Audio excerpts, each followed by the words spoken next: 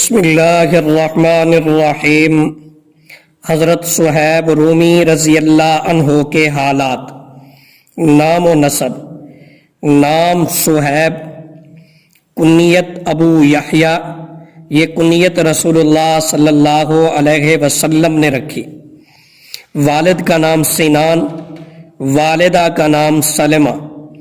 والد کی طرف سے بقول علامہ کلبی اور ابو نعیم سلسلہ نسب یہ ہے: صہیب بن سنان بن مالک بن عبد عمر بن عقیل بن عامر بن جندلہ بن جزیمہ بن کعب بن اسد بن اسلم بن اوس بن منات بن نمر بن قاسد بن ہند بن افزا بن دعمی بن جدیلہ بن اسد بن ربیعہ بن نزار۔ اسد الغابہ جلد 3 صفحہ نمبر 38، الاصابہ جلد 3 صفحہ نمبر 365۔ اسلام سے قبل حضرت صہیب رومی رضی اللہ عنہ کے والد اور چچا کسریٰ کی طرف سے ابواللہ کے حاکم تھے، اور ان کی بستی ایک قول کے مطابق نینوا تھی جو شہر موصل کے قریب دریائے دجلہ کے کنارے ہے، اور بعض کہتے ہیں کہ آپ کی بستی سرزمین جزیرہ میں دریائے فرات کے کنارے آباد تھی۔ ایک مرتبہ اس اطراف میں رومیوں نے لوٹ مار کی اور دوسرے مال و اسباب کے ساتھ اس بچے صہیب کو بھی اٹھا لے گئے اور غلام بنا لیا۔ وہیں پلے بڑھے، اسی لیے رومی کہلائے، اور زبان میں لکنت بھی پیدا ہو گئی تھی۔ آپ کی بہن امیمہ اور 2 چچا لبید اور زہر نے آپ کو بہت تلاش کیا، مگر کہیں سراغ نہ لگا۔ بڑے ہونے پر یا تو خود بھاگ گئے اور مکہ مکرمہ آ کر عبداللہ بن جدعان سے موالات کر لی، یا بنو کلب نے رومیوں سے خرید کر مکہ میں لا کر بیچ دیا اور عبداللہ بن جدعان نے خرید کر آزاد کر دیا۔ دونوں قول ذکر کیے جاتے ہیں۔ اسد الغابہ جلد 3 صفحہ نمبر 38، الاصابہ جلد 3 صفحہ نمبر 364، الاستیعاب جلد 1 صفحہ نمبر 437۔ اسلام: رسول اللہ صلی اللہ علیہ وسلم سے قبل بعثت ہی سے تعلق تھا۔ آپ کے صاحبزادے سیفی رحمہ اللہ اپنے والد حضرت صہیب رضی اللہ عنہ سے نقل کرتے ہیں کہ فرمایا: صحبت النبی صلی اللہ علیہ وسلم قبل ان یوحى الیہ، یعنی آپ صلی اللہ علیہ وسلم کی نبوت سے پہلے بھی میرا آپ سے تعلق تھا۔ حضرت عمار بن یاسر رضی اللہ عنہ کے ساتھ دار ارقم میں رسول اللہ صلی اللہ علیہ وسلم کی خدمت میں حاضر ہوئے اور ایمان قبول کر لیا۔ ہجرت و مواخات: حضور اکرم صلی اللہ علیہ وسلم کے ہجرت کرنے کے بعد مدینہ طیبہ ہجرت کی۔ حضرت صہیب اور حضرت علی رضی اللہ عنہما اس سال کے سب سے آخری مہاجر تھے۔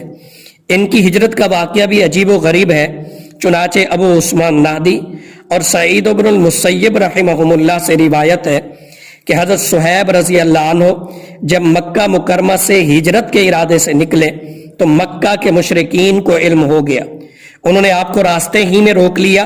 حضرت صہیب رضی اللہ عنہ نے فرمایا: تم جانتے ہو میں بہترین تیر انداز ہوں، جب تک میرے ترکش میں ایک بھی تیر باقی رہے گا تم مجھ تک نہیں پہنچ سکتے۔ پھر میرے پاس میری تلوار بھی ہے جو تمہارے سروں کو تمہارے جسموں سے جدا کر دے گی۔ ان لوگوں نے کہا: ہمیں تمہارے جانے پر کوئی اعتراض نہیں، لیکن تم جو مال لے جا رہے ہو یہ مال تو مکہ کا ہے، تب تم جب مکہ آئے تھے تو بالکل غریب تھے، اب مالدار ہو گئے۔ حضرت صہیب رضی اللہ عنہ نے فرمایا: یہ بتلاؤ اگر میں اپنا مال تمہیں دے دوں تو کیا تم میرا راستہ چھوڑ دو گے؟ انہوں نے کہا: بے شک۔ اس کے بعد حضرت صہیب رضی اللہ عنہ نے مکہ میں موجود اپنے مال کا پتہ بتلا دیا کہ فلاں فلاں کے پاس میرا مال ہے اور میرے گھر میں فلاں جگہ سونا دفن ہے۔ اس پر ان لوگوں نے حضرت صہیب رضی اللہ عنہ کو مدینہ طیبہ جانے کی اجازت دے دی۔ حضرت صہیب رضی اللہ عنہ جب مدینہ طیبہ پہنچے اس وقت رسول اللہ صلی اللہ علیہ وسلم قباء ہی میں مقیم تھے، جو اس وقت مدینہ طیبہ کی ایک مضافاتی بستی تھی۔ ان کے پہنچنے سے پہلے ہی ان کے بارے میں یہ آیت کریمہ نازل ہو چکی تھی۔ وَمِنَ النَّاسِ مَن يَشْرِي نَفْسَهُ ابْتِغَاءَ مَرْضَاتِ اللَّهِ وَاللَّهُ رَءُوفٌ بِالْعِبَادِ۔ ترجمہ، اور لوگوں میں ایک شخص وہ ہے جو اپنی جان کو اللہ کی رضا جوئی کے لیے بیچتا ہے، اور اللہ اپنے بندوں پر نہایت مہربان ہے۔ حضور اکرم صلی اللہ علیہ وسلم نے ان کو دیکھ کر فرمایا، ربح البیع ابا یحییٰ، اے ابو یحییٰ تمہاری تجارت نفع بخش رہی۔ یہ جملہ آپ صلی اللہ علیہ وسلم نے 3 بار ارشاد فرمایا۔ بعض روایات میں ہے کہ آپ صلی اللہ علیہ وسلم نے بار بار یہ ارشاد فرمایا، صہیب نے خوب نفع کمایا، صہیب نے خوب نفع کمایا، صہیب نے خوب نفع کمایا۔ ہجرت کے بعد حضرت سعد بن خیثمہ رضی اللہ عنہ کے مہمان بنے اور حضرت حارث بن اسمہ رضی اللہ عنہ کے ساتھ مواخات قائم ہوئی۔ اسد الغابہ جلد نمبر 3 صفحہ نمبر 39، الاستیعاب جلد نمبر 1 صفحہ نمبر 439، طبقات ابن سعد جلد نمبر 3 صفحہ نمبر 209، تفسیر قرطبی جلد نمبر 3 صفحہ نمبر 15۔ غزوات میں شرکت۔ حضرت صہیب رضی اللہ عنہ حضور اکرم صلی اللہ علیہ وسلم کے ساتھ بدر اور احد اور خندق جملہ غزوات میں شریک رہے۔ اگر آپ صلی اللہ علیہ وسلم نے کبھی کوئی لشکر روانہ فرمایا جس میں دینی مصلحت کی بنا پر آپ خود تشریف نہیں لے جا سکے، تب بھی حضرت صہیب رضی اللہ عنہ اس میں شریک ہوئے۔ آپ نے جب بھی صحابہ کرام رضی اللہ عنہم سے کسی بات پر عہد اور بیعت لی، حضرت صہیب رضی اللہ عنہ اس میں شریک تھے۔ وہ بڑے بہادر اور جان باز تھے، ہر خطرے کے وقت وہ سب سے آگے رہتے، کسی موقع پر بھی دشمن کے مقابلہ میں وہ پیچھے نہیں رہے۔ مجمع الزوائد باب فضل صہیب جلد نمبر 9 صفحہ نمبر 306۔ فضائل۔ حضرت صہیب رضی اللہ عنہ کے حدیث میں بہت زیادہ فضائل مروی ہیں۔ حضرت ابو امامہ باہلی رضی اللہ عنہ سے مروی ہے کہ رسول اللہ صلی اللہ علیہ وسلم نے ارشاد فرمایا، صہیب سابق الروم الی الجنہ، اہل روم میں صہیب سب سے پہلے جنت میں جانے والے شخص ہیں۔ مجمع الزوائد جلد نمبر 9 صفحہ نمبر 305، باب فضل صہیب۔ علامہ حیثمی رحمہ اللہ نے واقعہ نقل کیا ہے کہ حضرت ابو بکر صدیق رضی اللہ عنہ ایک قیدی کو لیے ہوئے گزرے۔ حضرت صہیب رضی اللہ عنہ مسجد میں بیٹھے تھے۔ انہوں نے سوال کیا کہ آپ کے ساتھ یہ کون ہے؟ حضرت ابو بکر صدیق رضی اللہ عنہ نے فرمایا کہ یہ قیدی ہیں، میں اس کے لیے رسول اللہ صلی اللہ علیہ وسلم سے امان طلب کرنا چاہتا ہوں۔ حضرت صہیب رضی اللہ عنہ نے کہا، لقد کان فی عنق ھذا موضع للسیف، اس آدمی کی گردن پر تو تلوار ہونی چاہیے۔ سیدنا صدیق اکبر رضی اللہ عنہ نے فرمایا، تم قریش کے شیخ ان کے سرداروں کے بارے میں ایسی ایسی بات کہتے ہو؟ چنانچہ یہ بات رسول اللہ صلی اللہ علیہ وسلم تک پہنچی تو آپ صلی اللہ علیہ وسلم نے جناب ابو بکر صدیق رضی اللہ عنہ کو فرمایا، کیا تم نے صہیب کو ایذا پہنچائی؟ انہوں نے عرض کیا، واللہ ایسا نہیں ہے۔ آپ صلی اللہ علیہ وسلم نے فرمایا، اگر تم نے ان کو تکلیف پہنچائی تو سمجھ لو کہ تم نے اللہ اور اس کے رسول کو تکلیف پہنچائی۔ مجمع الزوائد جلد نمبر 9 صفحہ نمبر 305 306، باب فضل صہیب۔ حضرت صہیب رضی اللہ عنہ کہتے ہیں کہ رسول اللہ صلی اللہ علیہ وسلم نے ارشاد فرمایا، من کان یؤمن باللہ والیوم الآخر فلیحب صہیبا حب الوالدۃ لولدہا، یعنی اہل ایمان کو چاہیے کہ صہیب سے ایسی محبت کریں جیسی ماں اپنے بیٹے سے کرتی ہے۔ الاستیعاب جلد 1 صفحہ نمبر 438، سیر اعلام النبلاء جلد 2 صفحہ نمبر 24۔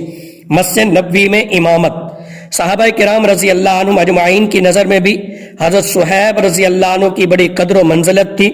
اس کا اندازہ اس بات سے بخوبی لگایا جا سکتا ہے کہ حضرت عمر فاروق رضی اللہ عنہ نے اپنے زخمی ہونے کے بعد فرمایا کہ جب تک خلیفہ کا انتخاب نہ ہو جائے مسجد نبوی میں امامت کا فریضہ صہیب انجام دیں گے، اور میری نماز جنازہ بھی صہیب رضی اللہ عنہ ہی پڑھائیں گے، اور پھر ایسا ہی ہوا۔ طبقات ابن سعد جلد 3 صفحہ نمبر 210 211، سیر اعلام النبلاء جلد 2 صفحہ نمبر 26۔ روایات کی تعداد اور روایت کرنے والے: حضرت صہیب رومی رضی اللہ تعالی عنہ سے بعض صحابہ کرام اور تابعین عظام کی ایک جماعت نے حدیث روایت کی، جن میں عبداللہ بن عمر اور جابر بن عبداللہ رضی اللہ عنہما ہیں۔ تابعین میں سعید بن المسیب، کعب احبار، حضرت عمر فاروق رضی اللہ عنہ کے آزاد کردہ غلام اسلم، ابو عثمان نہدی، عبد الرحمن بن ابی لیلہ، عبید بن عمیر، آپ کے 8 صاحبزادے حمزہ، سیفی، عثمان، حبیب، سعد، صالح، عباد اور محمد، اور اسی طرح جناب صہیب کے پوتے زیاد بن سیفی رحمہم اللہ ہیں۔ علامہ خیر الدین زرکلی رحمہ اللہ کے بقول آپ سے 307 اور حافظ شمس الدین ذہبی رحمہ اللہ کے بقول 30 احادیث شریفہ مروی ہیں، جن میں سے 3 حدیث مسلم شریف میں ہیں۔ الاعلام جلد 3 صفحہ نمبر 210، سیر اعلام النبلاء جلد 2 صفحہ نمبر 26۔ وفات: ماہ شوال سن 38 ہجری یا 39 ہجری مطابق 659، 70 یا 73 یا 84، اختلاف ہے۔ اس عمر میں مدینہ منورہ میں آپ نے وفات پائی اور مدینہ منورہ کے مشہور قبرستان جنت البقیع میں تدفین عمل میں آئی۔ الاصابہ جلد 3 صفحہ نمبر 366، الاعلام جلد 3 صفحہ نمبر 210، سیر اعلام النبلاء جلد 2 صفحہ نمبر 26۔